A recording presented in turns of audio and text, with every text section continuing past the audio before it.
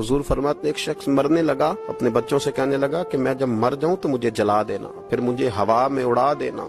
पुत्र मुझे उड़ा देना, मुझे बड़ा डर लगता है, अगर रब ने मुझसे हिसाब पूछा तो मैं काबिल नहीं हूँ, अगर उसने मुझसे हिसाब लिया तो बड़ा सख्त हिसाब लेगा। हुजूर फरमाते हैं, बुखारी में मौजूद है, उसके बच्चों ने इसी तरह किया। उसके मरने के बाद उसे जलाया, हवा में उड़ा दिया।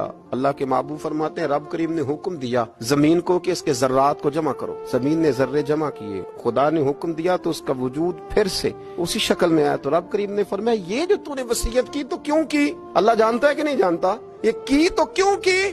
तो वो पड़ा, कहने लगा, अल्लाह मेरे अंदर तो ताकत नहीं थी तेरे सामने खड़ा होकर हिसाब दे सकूं, तुझे मनाने के लिए तेरे खौफ से डर गया।